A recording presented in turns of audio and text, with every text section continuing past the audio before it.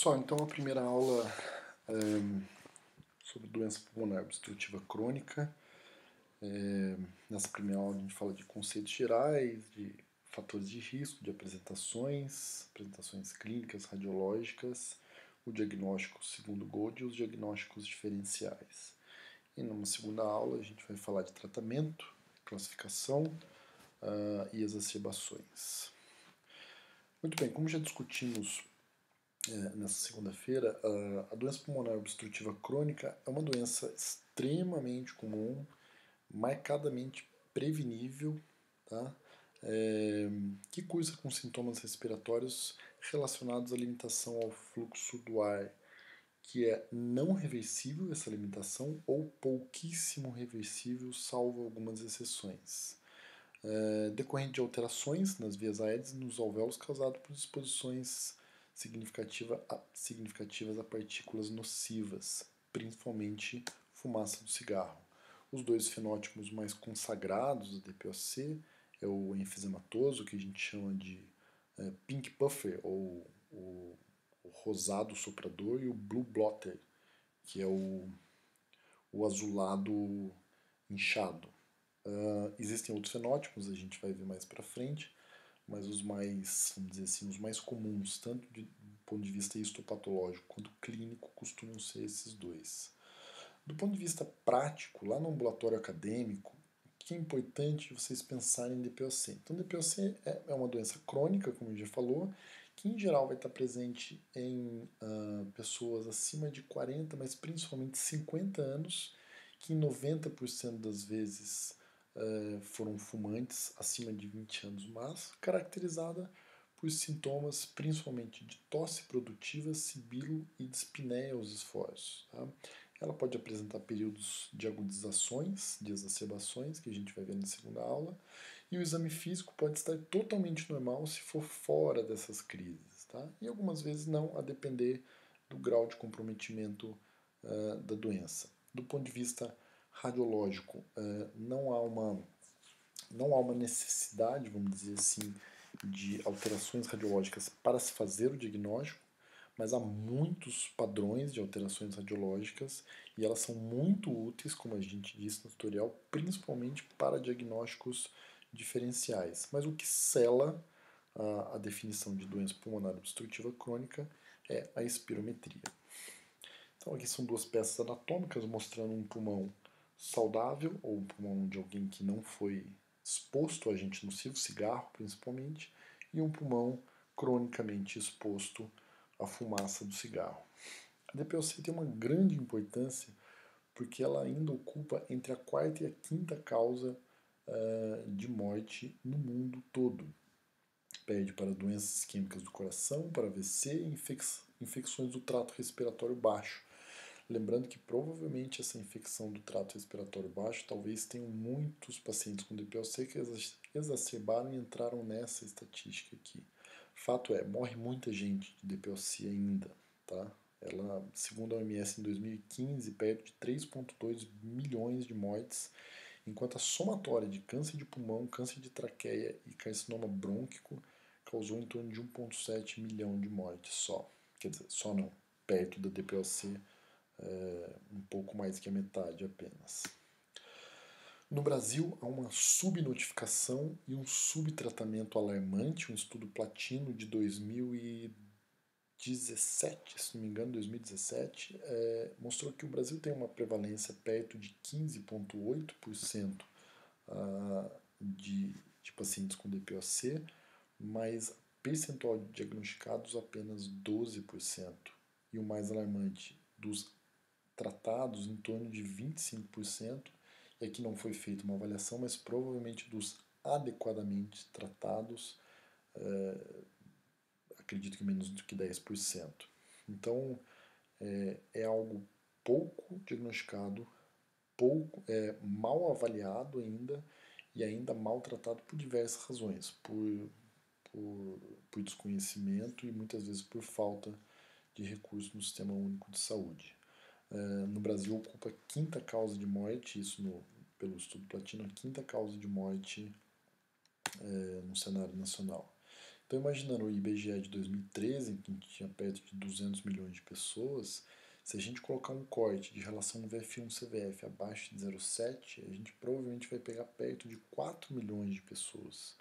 Mas, como eu falei, é um subdiagnóstico alarmante. A gente diagnostica perto de 12%, ou seja, algo em torno de 400 mil pacientes.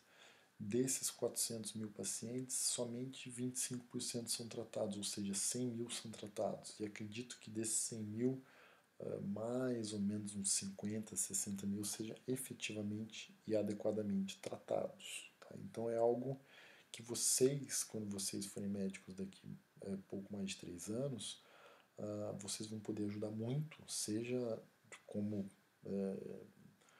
como clínicos numa unidade básica de saúde, seja como pneumologistas, seja como emergencistas, ou seja, mudar esse cenário tanto de subdiagnóstico quanto de tratamento ineficaz. Isso tem um impacto gigante em qualidade de vida, isso tem um impacto gigante social, tem um impacto gigante econômico e um impacto gigante no sistema de saúde, porque o DPOC mal conduzido, mal diagnosticado e mal tratado fatalmente vai parar na UTI, entubado, vai ficar, enfim, tendo um processo mais lento e mais doloroso de morrer.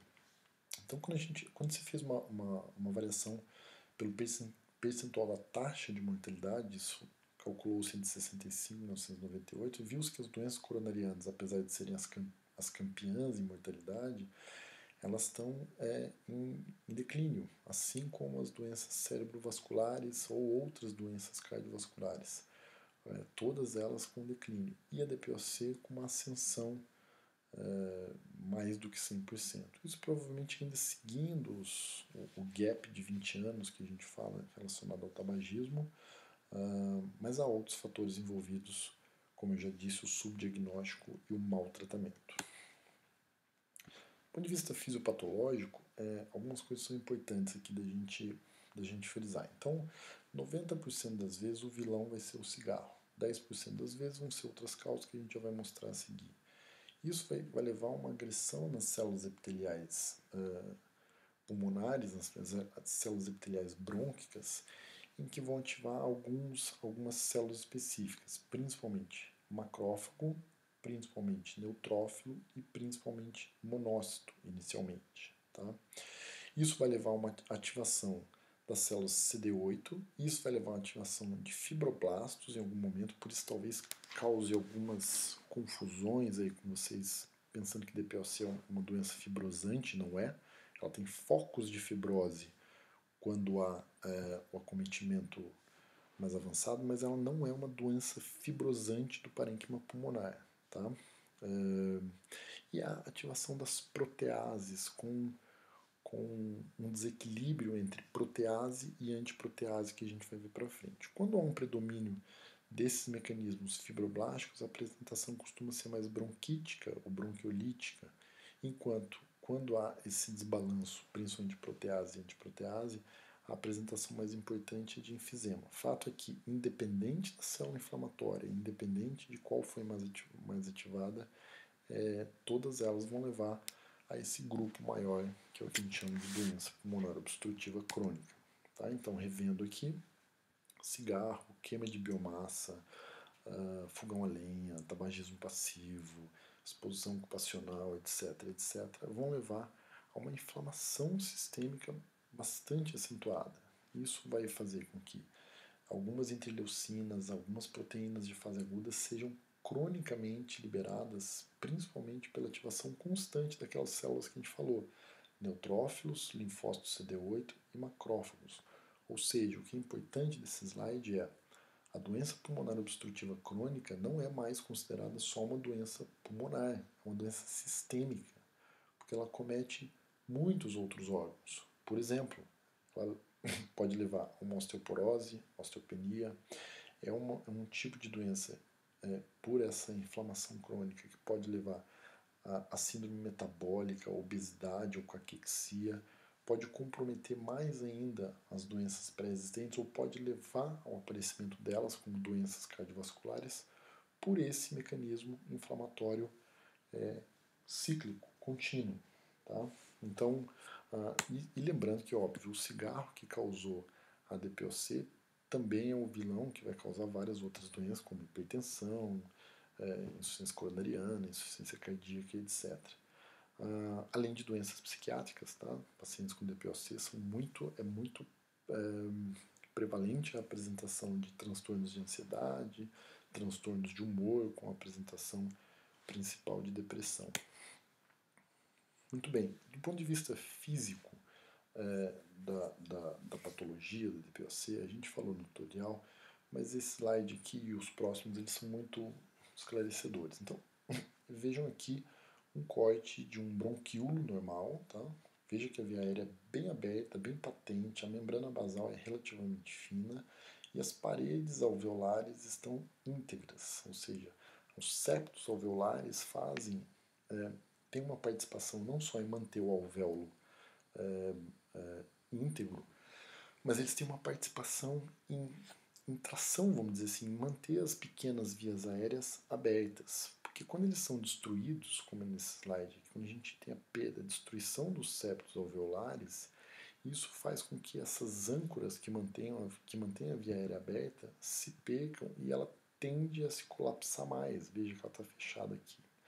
Então, o componente enfisematoso é principalmente marcado por essa destruição dos septos alveolares, enquanto o componente bronquítico é marcado pelo espessamento da membrana basal de pequenas vias aéreas, aumento da secreção. Aqui talvez traga a confusão na cabeça de vocês, que pode haver uma inflamação constante das vias aéreas e potencialmente em vias finais fibrose mesmo desses pontos de vias aéreas. Então, há participação de fibroblastos aqui também, muitas vezes causando uma diminuição do calibre das vias aéreas, mas não é considerado, entenda, não é considerado uma doença fibrosante. As doenças fibrosantes que a gente vai ver ao longo do semestre, elas têm uma característica restritiva. Quando a gente fala em doença fibrosante, seria essa fibrose que está mostrada aqui no parênquima pulmonar como um todo, principalmente nas apresentações de doenças intersticiais. Muito bem, então falamos, 90% das vezes o vilão é esse cara aqui. Então 90% das vezes a exposição de risco é fácil de ser detectada, é o cigarro, e vocês não vão ter dificuldade na prática clínica de vocês. Só tomem cuidado que algumas vezes a gente não tem o componente tabagismo presente. Então investiguem outras causas como tabagismo passivo, como exposição ocupacional à fumaça, como fogão a lenha. Então todas essas fumaças são tão nocivas quanto o cigarro. O que o cigarro faz em geral? Ele promove esse desbalanço, como eu falei, entre protease e antiprotease. Ou seja, ele vai fazer com que haja um estímulo da liberação de elastase, tá? Que seria o peptídeo que destrói a elastina, e ele inativaria a alfa-1 antitripsina. Ele inativaria a enzima que inativa a elastase. Ou seja, além dele produzir mais elastase, que vai destruir a elastina, ele vai inibir aqueles fatores que inibem a elastase. Tá? Então vai fazer com que haja muito peptídeo destruidor de elastina e pouco policial, pouca alfa-1 antitripsina para inibir essa elastase. Consequentemente, há um desbalanço nisso, um excesso de elastase com consequente destruição de muita elastina. Além daquele mecanismo que a gente falou, da atração de célula inflamatória, neutrófilo, linfócito CD8, o próprio fibroblasto, macrófago, etc. Além disso, pode haver uma suscetibilidade genética à doença. Isso é objeto de muito estudo, mas não há dúvida que existem pessoas mais predispostas a ter DPOC. Lembrando que de grandes fumantes, acima de 20 anos março, somente em torno de 20% vão ter DPOC. Os outros 80% não vão ter. Vão ter outras doenças. Vão ter doença coronariana, câncer de pulmão, câncer na boca, doença arterial periférica, mas 80% desses grandes fumantes não vão ter DPOC. E que relacionado aos outros fatores de risco que a gente já comentou. Então, do ponto de vista genético, há uma predisposição, há um estudo em cima disso. as outras formas de exposição que a gente falou, e aqui alguns dados interessantes que são importantes vocês lembrarem. Existe uma relação entre crescimento e desenvolvimento pulmonar inadequado na infância e a probabilidade de se ter DPOC na fase adulta. Tá? E quem tem isso aqui? Pobre, pessoas que infectaram muito o pulmão na fase inicial da vida, pessoas que foram malnutridas por algum motivo, ou seja, o crescimento e desenvolvimento pulmonar inadequado na primeira fase da vida predispõe, se houver fator de risco, ao aparecimento de DPOC depois. O estresse oxidativo, sexo e idade, isso aqui é menos claro, tá? Apesar do Gold falar em pessoas acima de 40, 50 anos, como a gente já comentou, aquelas pessoas que têm, por exemplo, deficiência de alfa-1-antitripsina podem ter essa apresentação em uma fase mais precoce. Infecções respiratórias de repetição, como eu já falei, status socioeconômico, ou seja, uma condição ruim na fase inicial da vida, predispõe a tudo isso aqui, incluindo infecções de repetição, malnutrição e outras comorbidades. Aqui uma ilustração dos fatores de risco, então, de cada 10, 9 vai ser o cigarro. Quando não for o cigarro, investigue outras se você estiver pensando em DPOC, principalmente fogão a lenha em pacientes provenientes do interior do país e tabagismo passivo. Tá? Claro, exposição ocupacional também, mas os mais importantes são tabagismo passivo e fogão a lenha. Já falamos então sobre os mecanismos que acometem o pulmão e a gente precisa entender agora como isso leva à limitação ao fluxo aéreo. Então, a limitação ao fluxo aéreo vai acontecer de duas maneiras principais: pela doença de pequena via aérea e pela destruição do parênquima. Imaginando uma bexiga em que você insuflou uma bexiga, quando você abre o bocal dessa bexiga para ela esvaziar, o tempo de esvaziamento dessa bexiga vai depender do tamanho do bocal. Então, quanto menor for a nossa pequena via aérea, quanto mais resistência ela tiver, quanto mais pus ela tiver, quanto mais inflamação tiver, em linhas finais, quanto mais fibrose tiver, mais difícil vai ser a nossa bexiga esvaziar, tá? Por um mecanismo de alta resistência. Por outro lado, a destruição do parênquima leva a um recolhimento elástico inadequado. Então imaginem o seguinte: assopramos uma bexiga, quando a gente abre o bocal, a saída do ar depende de duas coisas. Depende da força com que a bexiga tende a querer voltar para o seu estado de repouso e depende do tamanho do bocal. O bocal a gente já falou que muitas vezes é pequeno, principalmente no componente bronquítico. O recolhimento elástico é a marca do enfisema. Quando a gente tem aquela destruição das ligações alveolares, quando a gente tem essas destruições aqui, a gente faz com que, no final da nossa inspiração, o nosso pulmão apresente uma tendência a voltar para o seu ponto de repouso de maneira mais lenta, ou seja, ele apresenta um recolhimento elástico mais comprometido. Mais uma vez, imaginando o exemplo da bexiga, uma bexiga que já foi muito usada muitas vezes, insuflada e desinsuflada, ela pode perder essa capacidade elástica, um elástico velho, né? Na hora que você puxa ele, na hora que você solta, ele volta de uma maneira mais lenta. De uma maneira analógica, o que acontece nas apresentações do enfisema, por exemplo. E os dois combinados vão levar a uma limitação ao fluxo aéreo, que em quase todas as vezes é responsável pela tosse, responsável pela dispneia, responsável pela intolerância ao exercício, responsável pela sensação de opressão torácica. Então, esse mecanismo físico e fisiopatológico costuma ser o responsável pela apresentação clínica que vocês vão ver lá. Existe uma limitação que é irreversível, então quando a gente tem um estreitamento das vias aéreas, principalmente com grande quantidade de fibroblastos, e como uma das alunas falou para mim no tutorial, com remodelamento, né? Esse termo é mais usado em asma, mas isso acontece no DPOC, quando a gente inflamou tanto aquela via aérea que ela passou a ficar fixamente pequena, a gente não consegue reverter mais isso. Outra coisa que a gente não consegue reverter é quando a gente perde as nossas paredes alveolares, ou seja, quando a gente faz o enfisema, a gente infelizmente não reconstrói o alvéolo. Então essa perda do recolhimento elástico ela é uma limitação ao fluxo aéreo irreversível. Tá?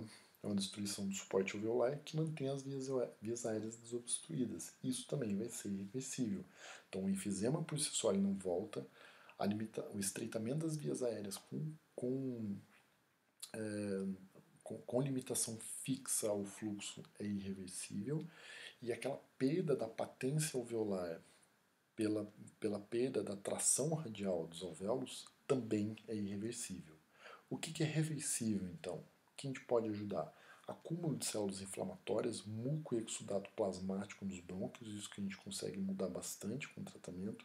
A contração da musculatura lisa nas vias aéreas centrais e periféricas, algo parecido com o que acontece com o asmático, a gente também consegue reverter. E a hiperinsuflação dinâmica durante os exercícios, isso também a gente consegue intervir e melhorar a qualidade de vida do paciente com DPOC. Então, limitação fixa aviária a gente não reverte, enfisema a gente não reverte e a perda de patência alveolar pela tração radial a gente não reverte. A gente reverte inflamação, contração de musculatura lisa e a hiperinsuflação dinâmica durante o exercício. Aqui no exemplo mais simples, aquilo que a gente já falou naquele corte histopatológico prévio, mostrando aqui então uma via aérea com um bronquíolo normal e as traves alveolares íntegras. Aqui um bronquíolo com bastante muco, com espessamento da sua parede, com hiperplasia glandular e a perda das conexões elásticas, das conexões das paredes alveolares. Tá? Muito bem, já disse para vocês que o bronquítico é um dos fenótipos mais comuns, assim como o enfisematoso. O que é o bronquítico, então? É um sujeito que tosse por mais de 3 meses, por pelo menos 2 anos consecutivos. As pessoas podem ter bronquite crônica e não ter DPOC, tá? Isso é algo que pode confundir a cabeça. Mas a bronquite crônica é caracterizada por isso. O enfisema pulmonar é a destruição da membrana dos alvéolos com estiramento das vias aéreas distais e aumento dos ácidos alveolares, ou seja, vira aqueles parece um buraco na tomografia, parece um buraco preto, mas na verdade eles são vários alvéolos que foram destruídos e ficou um ácido alveolar aumentado, digamos assim. Então, mais uma vez aqui o fenótipo enfisematoso e o fenótipo bronquítico. E aqui com fotos reais, né, o bronquítico e o enfisematoso. Mas há inúmeros outros fenótipos, entre eles o exacerbador frequente no DPOC. Tem gente que não tem tanta dispneia, que não tem tanta limitação ao exercício, mas é um sujeito que infecta mês sim, mês não. Tá? Não se sabe exatamente porquê, também é tema de muita pesquisa e estudo esses fenótipos mais específicos, mas outros fenótipos são esses: o exacerbador frequente, aquele que apresenta caquexia pulmonar rápida, os respondedores ao corticoide inalado, muitas vezes com associação com asma, mas muitas vezes não. Tem pacientes com DPOC, não é o prisma do tratamento, a gente vai ver na outra aula, mas alguns pacientes respondem relativamente bem ao corticoide. Declinadores rápidos de VF1 e o enfisema que a gente já falou.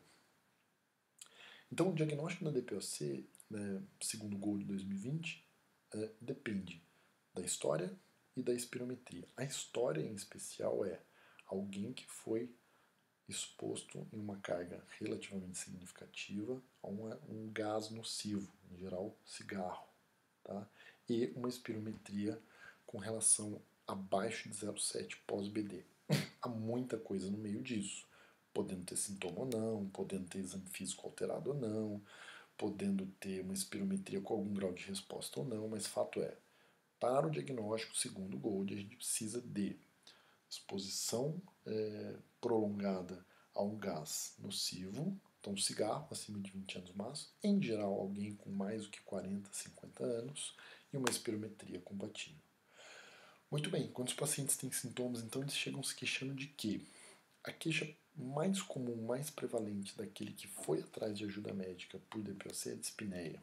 Tá? Então ele chega como nossa paciente do tutorial, chega com uma dispneia progressiva, persistente, que piora com esforço. Em geral, essa é uma queixa que já existe há algum tempo. Não é uma queixa que aparece há 2, 3, 4 semanas. Em geral, eles referem que já há uns 6, 12, 18 meses vem apresentando dispneia. Mas o sintoma mais comum, ou sinal, a depender, né, é a tosse crônica. Só que muitos pacientes têm DPOC, não procuram ajuda porque acreditam que a tosse é porque ele fuma. Né? Então ele não valoriza a tosse. Quando ele procura você por causa da tosse, é porque a tosse piorou. Aí em geral ele procura dizendo: doutor, estou tossindo muito. Aí eu já tosso, eu fumo, ok, assumo a culpa, mas estou tossindo demais. Mas a queixa principal é essa, a mais prevalente é essa, apesar deles não trazerem como primeira, e outras envolvidas, né, como o catarro, que pode ou não estar presente, pode ter algumas variações em cor, em quantidade, é um bom marcador para exacerbação, que a gente vai ver mais para frente. Outros sintomas relacionados à limitação ao fluxo de ar, como chiado, que pode variar durante o dia, pode ter períodos de melhora e de piora. A dor torácica, muitas vezes relacionada à exacerbação e muito mais do que isso relacionado à hiperinsuflação dinâmica, aquele paciente que quando vai fazer o esforço não consegue manter esse balanço inspiratório e expiratório e ele vai fazendo com que cada vez mais ar fique preso dentro do tórax dele, a ponto dele não conseguir respirar e a ponto de algumas vezes sentir dor. Esse foi um trabalho mostrando só o que guiava o diagnóstico em alguns países de DPOC. Então, Austrália, Argentina, Brasil, China, Japão e México. O marrom é espirometria, o amarelo sintomas e o laranjinha raio-x. Então, mostrando que a Austrália, principalmente, foi a que mais respondeu espirometria. Realmente, a espirometria é o prisma diagnóstico. A gente precisa da exposição de fator de risco, mas o que sela o diagnóstico é a espirometria. Ainda bem que quase todos eles trouxe a questão clínica, né? E realmente a gente não vai ficar fazendo espirometria em todo mundo e ficar dependendo disso. Então, a apresentação clínica junto com a espirometria. E alguns mostraram que esperavam uma alteração radiológica para fazer diagnóstico de DPOC, o que não deve ser feito, tá? Deve ser pedido o exame radiológico, raio-x, tomo algumas vezes, mas ele não é fundamental para o diagnóstico. A dispneia é o fator mais relatado, né? A maior queixa que existe, como a gente já falou, é a da dispneia, principalmente com a diminuição da atividade física. O exame físico do paciente com DPOC, se ele estiver fora de exacerbação, pode ser absolutamente normal. Tá? Então não esperem sempre essa alteração do exame físico, porque alguns pacientes têm apresentação normal. Quando ele tem alterações, as mais comuns são essas aqui. Tórax em tonel, que a gente discutiu no tutorial. Expansibilidade diminuída, já é alguém hiperinsuflado que tem uma capacidade INSI expiratória limitada. Sibilos e roncos pelo acometimento de vias aéreas. Timpanismo aumentado também por esse aprisionamento. Estritores, em geral, estão ausentes, a não ser em apresentações de exacerbação. Em alguns casos mais graves, mais avançados, podem aparecer outros sinais do exame físico, como desnutrição, por exemplo, o ciclo vicioso DPOC, limitação de atividade e perda muscular, isso é um ciclo que a gente tem que tentar interromper, porque quanto mais o sujeito tem dispneia, mais ele fica no sofá, mais ele perde massa muscular e mais ele fica dispneico quando ele vai fazer. Tá? Então, comum emagrecimento de desnutrição, a depender do grau de acometimento do pulmão, cianose de saturação periférica. Se já houver comprometimento das câmaras direitas por hipóxia, pode haver arritmias, taquicardia atrial multifocal, fibrilação atrial, desdobramento de B2, hiperfonese em foco pulmonar e, a depender do grau de comprometimento do VD, até edema periférico, urgência jugular e hepatomegalia. Do ponto de vista radiológico, como a gente falou, pode vir um raio-x normal, pode vir uma tomo normal. Isso não exclui DPOC. Mas quando ele vem alterado, há sinais de hiperinsuflação ativa. Então aqui uma radiografia de tórax normal, tá? com espaçamento normal entre as costelas, o número de costelas, 1, 2, 3, 4, 5, 6, 7, entre 7 e 8 que é o esperado normal. A conformação geométrica cupular, né, dos diafragmas, a posição do coração, muito diferente deste raio-x, né, que tem uma hiperinsuflação nítida, como a Franciele falou pra gente, esse coração em gota, a retificação das cúpulas diafragmáticas, ou seja, todas as consequências de um aumento da quantidade de ar dentro do tórax. A tomografia, em geral, ela não é pedida para diagnóstico de DPOC, mas é um exame muito útil, curiosamente, para a detecção de enfisema. Tá? Bronquite nem tanto, mas de enfisema é um exame muito... Inclusive, existem algumas técnicas automáticas de quantificação de enfisema. O que é enfisema? São essas áreas mais pretinhas aqui, ó, tá vendo? Esse mais acinzentado é parênquima normal, e essas áreas mais pretas, esses buraquinhos pretos, parecem uns ruídos de rato, ó. Isso aqui é enfisema. Quando ele se conflui, quando vários enfisemas se confluem, pode fazer esses ácidos aumentados que a gente falou, mostrando essa área inteira praticamente só de ar, inexistindo parênquima ali dentro. Tá? Pode ser interessante o uso da tomografia, além da investigação de outras causas, mas alguns pacientes, por incrível que pareça, pelo que a gente já falou, eles podem ter exposição ao fator de risco, sinais e sintomas e fazer uma espirometria e ela ser normal. Segundo o Gold, esse paciente não tem DPOC, mas o Gold é uma receitona, assim, é uma receitona de bolo geral, para a gente tentar usar um sarrafo e diagnosticar e tratar o máximo possível em questões quantitativas a DPOC. Mas há exceções. Tem gente que tem DPOC e tem relação VF1 sobre CVF maior do que 0,7 pós-BD. Tá? Uma das ferramentas que a gente pode usar nesse especial é, por exemplo, a investigação de enfisema com o uso da tomografia.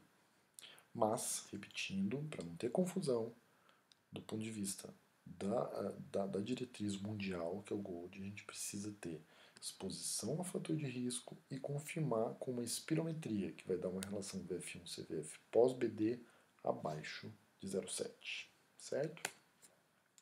E aqui então seria uma espirometria típica de um paciente com doença pulmonar obstrutiva crônica. Ela está em inglês aqui as siglas, mas eu vou junto com vocês. Então, relação VF1-CVF, tá?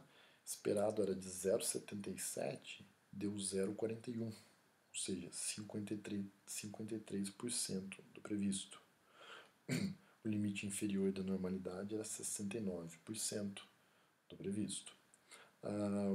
Pós-broncodilatador, essa relação foi para 0,42. Tá? Então, é uma relação abaixo de 0,7, pós-BD. VF1 esperado, 2 litros 760. O sujeito fez 1 litro 460, dando 53% do previsto. Pós-BD ganhou 50 ml, 1 litro 510, deu 54% do previsto. E olha a CVF, ó. CVF do paciente 3 litros 540, quando o previsto era 3 litros 690, mas o limite inferior da normalidade 2 litros 830. Ou seja, ele fez 95% do previsto para ele, uma CVF normal. Tá? Pós-BD, 3 litros 580 praticamente não se alterou. Ou seja, é uma doença obstrutiva, como a Júlia falou. Quando que a gente vê então relação? Quando a gente vê VF1. A gente vê VF1 relação para ver se é obstrutivo ou não. É obstrutivo, e aqui é obstrutivo fixo, que pós-BD é 0,42, e um VF1 para quantificar o grau de obstrução. Tá? Que nesse caso aqui o VF1 foi de 53, pelos critérios espirométricos, seria uma obstrução moderada, e pelos critérios do Gold, seria uma obstrução grau 2, que a gente vai ver na aula que vem. Tá? Você vê que as curvas se sobrepõem, curva azul pré-BD e curva vermelha pós-BD. São praticamente idênticos os dois exames. Né? Diferente da asma, ó. Aqui é uma curva do esperado, a normalidade, esse é um paciente com DPOC. Linha contínua pré-BD e linha tracejada pós-BD, curva de fluxo por volume. Tá? Então você vê que os dois exames se sobrepõem, não mudou nada depois que fez broncodilatador. Diferente da asma, que o esperado era aqui, o sujeito fez realmente uma obstrução, mas ele tem uma alteração significativa depois do broncodilatador. Tá? Esse é um slide muito interessante que mostra a nossa perda de VF1 durante a vida. Até os 25 anos a gente só ganha VF1. Dali para frente é só derrota, é só perda. Tá? Vocês, então, fiquem tranquilos, daqui uns 2, 3, 4 anos que vocês vão chegar no ápice de vocês. Eu não, eu já tenho uns 2 anos que eu já passei e estou nessa fase de peida. Peida normal é aqui, ó. O sujeito que nunca fumou, ele vai perder VF1 com essa curva aqui, certo? Peida dos fumantes, essa daqui, olha como fica mais acentuada a peida do VF1. E o que é curioso, que é quando ele para de fumar, ele não volta para a linha de normalidade da peida, mas ele desacelera. Tá? Então, por exemplo, um sujeito que fumou e aí parou de fumar aqui com 49 anos, ele continua perdendo, mas ele continua perdendo uma velocidade menor do que ele perderia se ele tivesse continuado a fumar. Porém, mais rápido do que o sujeito que nunca fumou. Tá? Então, a importância da espirometria é a relação VF1-CVF abaixo de 0,7 para marcar a obstrução fixa ou pouco reversível, e o VF1 para quantificar o grau de obstrução. O VF1 marca algumas coisas também, tem uma relação com mortalidade, então VF1 muito baixos tem uma relação maior com mortalidade, mas não difere patologias, não prediz progressão da DPOC e não tem exatamente muita relação com sintomas. Vocês vão se surpreender algumas vezes lá no ambulatório de ver paciente que não se queixa de falta de ar, não se queixa de chiado, não se queixa de nada e tem um VF1 de 28% esperado. Não é a regra, mas não é sempre que existe uma relação de VF1 baixo com grau de sintomas. Para terminar, alguns diagnósticos diferenciais também. Não é exaurir isso, eu vou citar alguns exemplos, a gente falou bastante isso no tutorial. Os diagnósticos diferenciais de DPOC pulmonares, asma principal, bronquiectasia, bronquiolite, tuberculose, TEP crônico e doenças fibrosantes. Extrapulmonar, o principal é doença cardíaca, né, a insuficiência cardíaca, seja ela sistólica ou diastólica, e algumas vezes com apresentação de disfunção de corda vocal como diagnóstico diferencial extrapulmonar também. Aqui algumas dicas de diferenciar, não vou entrar em detalhes, a gente falou bastante sobre isso no tutorial, mas há algumas coisas que podem guiar a gente em relação a DPOC e asma, em relação à insuficiência cardíaca.